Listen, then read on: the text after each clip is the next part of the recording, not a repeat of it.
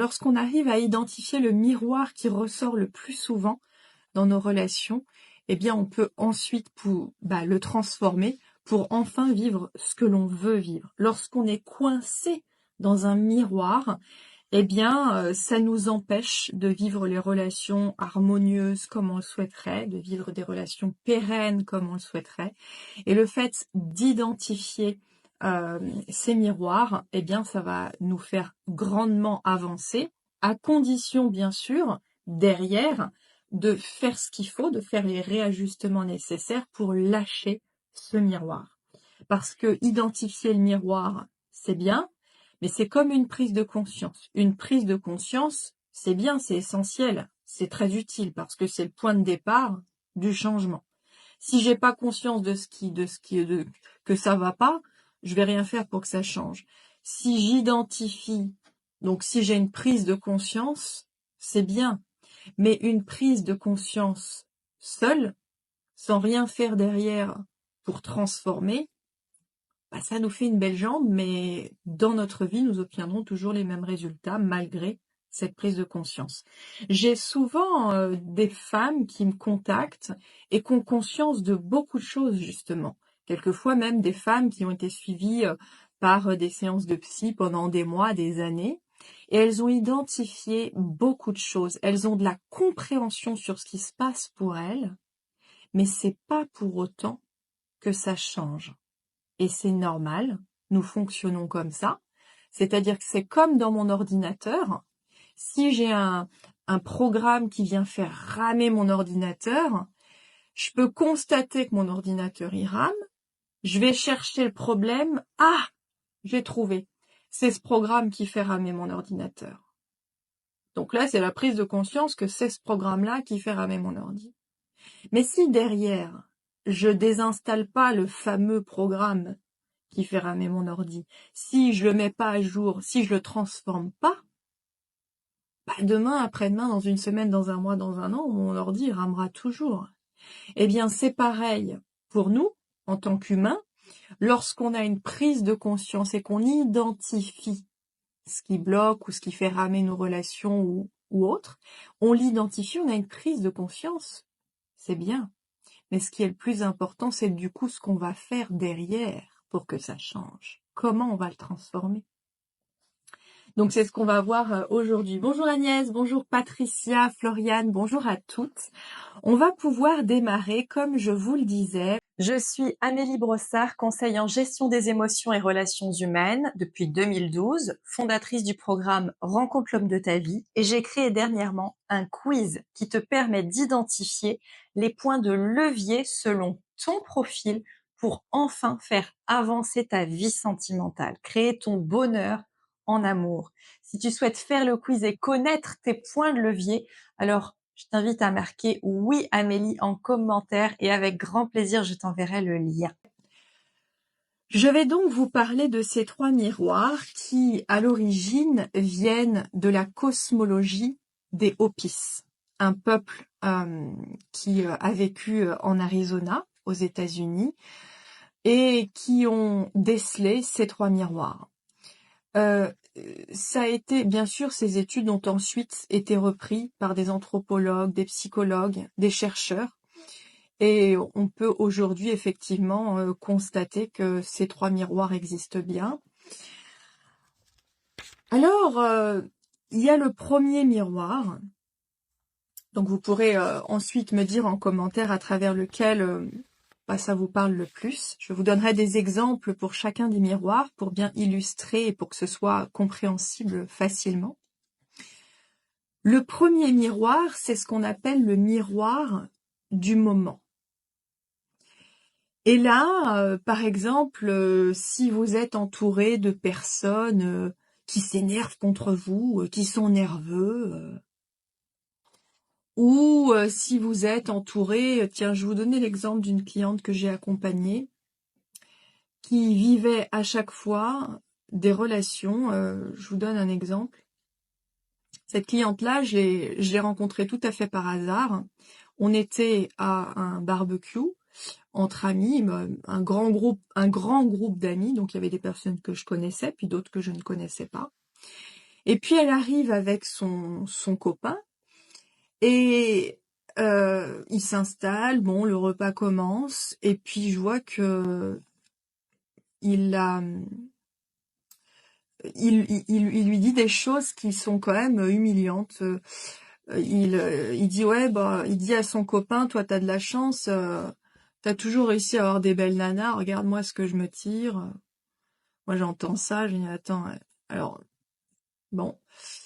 Et puis le repas avance, et puis je sais pas, et puis elle disait jamais rien. Bon bah voilà, elle était là, je pense qu'elle peut-être elle ne savait pas trop comment réagir ou autre, peu importe.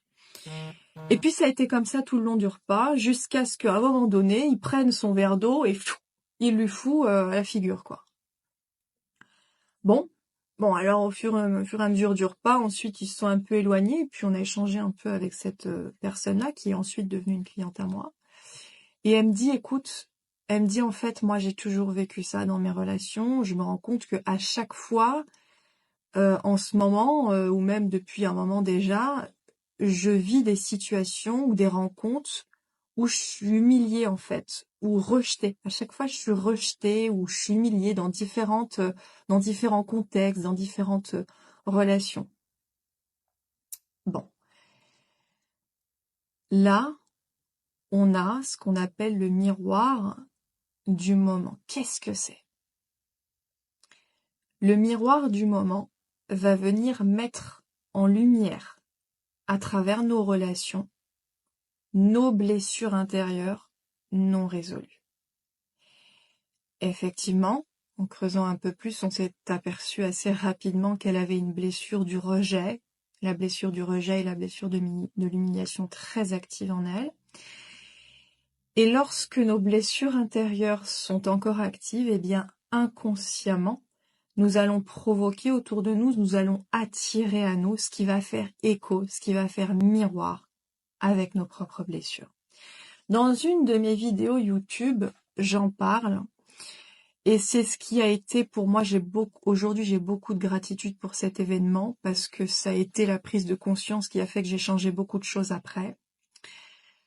Alors l'histoire, c'est pas de vous raconter ma vie, c'est de vous donner un exemple. Hein. Ma vie, elle n'est pas forcément plus intéressante qu'une autre, c'est de vous donner un exemple. Dans le passé, je vivais également beaucoup le rejet dans ma vie sentimentale d'avant. Avant que je change et que je transforme, je vivais beaucoup le rejet. Bon, je disais, oh, j'ai pas de chance, ou alors c'est les hommes qui sont comme ça, ci ou ça. Et puis une fois, je prends un Blablacar pour aller voir une amie qui est à la frontière suisse. Donc moi j'étais à Paris, j'avais pris un Blablacar à l'aller, et puis pour le retour, pareil, donc on va au point de rendez-vous qui était à Thonon-les-Bains, à côté de la Suisse. Et là, chacun arrive au rendez-vous, on avait tous à peu près le même âge, à quelque chose près. Donc c'était je vous parle de ça, c'était il y a 10 ans maintenant, hein.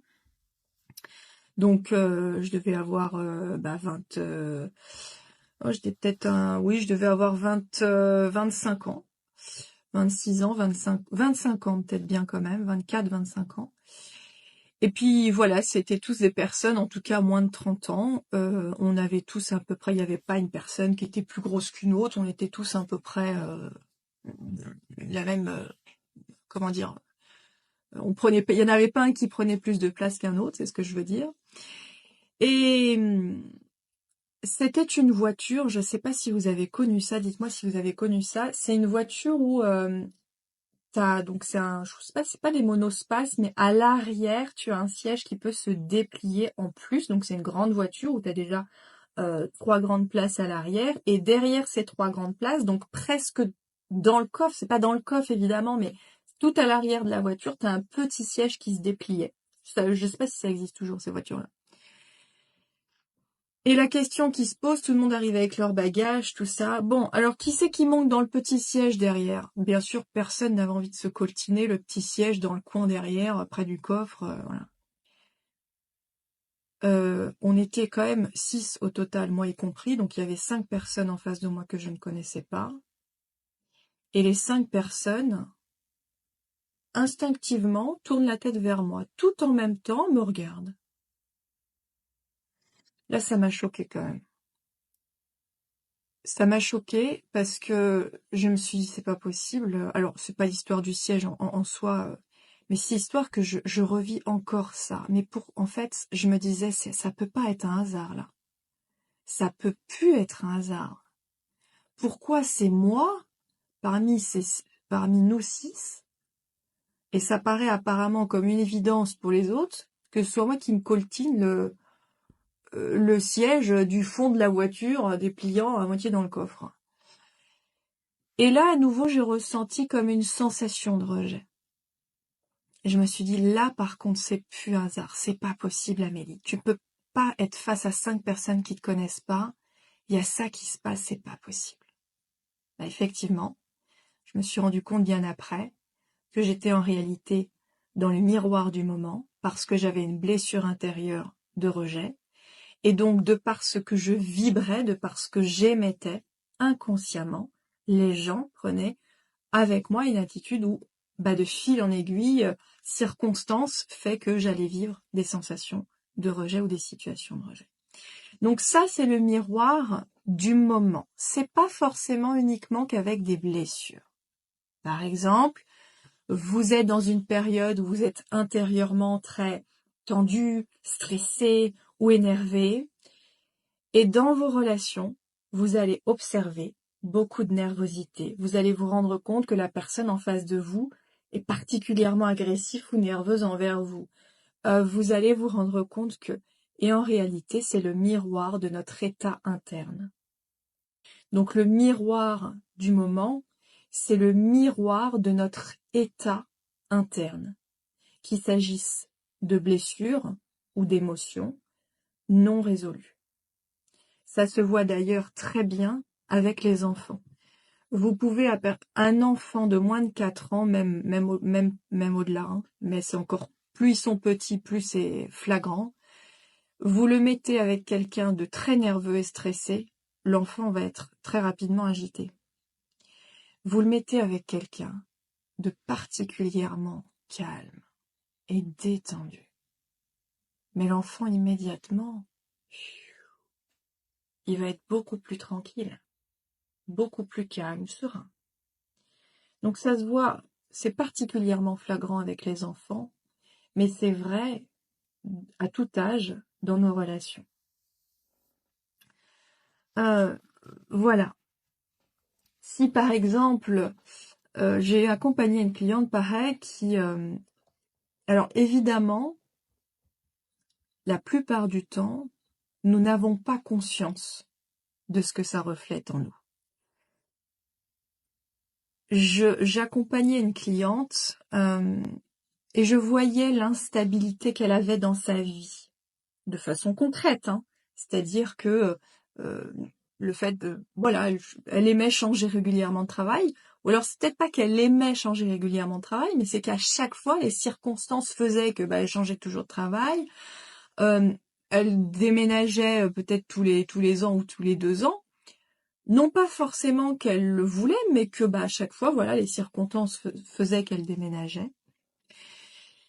Et dans ces relations, elle tombait à chaque fois sur des hommes qui ne voulaient pas s'engager, des hommes qui n'étaient pas stables, qui n'avaient pas envie de stabilité, de couple vraiment dans la durée. Cette personne-là vivait, on s'en est rendu compte, et à un moment donné dans l'accompagnement, elle a eu la prise de conscience, elle attirait à elle et elle vivait le miroir de l'instabilité. Ce qui fait que elle n'arrivait pas à trouver la stabilité dans ses relations amoureuses parce que en elle, à l'intérieur d'elle, elle n'avait pas encore trouvé cette stabilité profonde en elle. Et qu'on le veuille ou non, ce qu'il y a en nous, eh bien, on l'émet, on le dégage et on l'attire à nous. Bien sûr, c'est de l'invisible, on s'en rend pas compte. Mais je mets l'accent sur le fait que c'est pour ça que c'est un tremplin de pouvoir se faire accompagner ou guider ou aider, parce qu'on ne voit pas forcément ce qu'il y a en nous. Cette personne-là, qui avait une instabilité en elle, si je lui aurais dit de but en blanc, début de l'accompagnement, elle m'aurait dit mais pas du tout, n'importe quoi. Donc il est important d'emmener la personne par des questionnements, par un processus, à sa propre prise de conscience à elle. Parce que d'ailleurs, en tant qu'accompagnant, on n'a pas du tout les réponses, j'aurais tout à fait pu me tromper, mais c'est la personne qui a les réponses en elle. Donc en posant les bonnes questions, on l'amène à voir des choses que peut-être elle n'avait pas vues avant. Donc ici, si je rencontre effectivement dans mes relations quelque chose qui revient régulièrement, là je peux me poser la question, en quoi ça fait écho en moi? Qu'est-ce que ça me montre en moi ou sur moi? Et ces questions-là, souvent, il faut prendre vraiment une inspiration, il faut un peu lâcher le mental, là. Vous voyez, le mental qui tricote, qui tout ça, faut vraiment lâcher ça et se poser la question, mais du coup, qu'est-ce que ça veut dire de ce qu'il y a en moi? Qu'est-ce que ça pourrait bien révéler de ce qu'il y a en moi? Ça met en lumière quoi de ce qu'il y a en moi? Puis bien sûr, ça nécessite quelquefois d'être un peu honnête envers soi-même parce que des fois, on n'a pas forcément envie de voir certaines de nos facettes et il est important finalement d'accepter ça pour ensuite le transformer. Parce que se rendre compte, on l'a vu tout à l'heure, se rendre compte c'est bien, mais si je fais rien derrière, ça me fait une belle jambe, mais ça change rien. On se retrouve pour le deuxième miroir de nos relations dans la prochaine vidéo.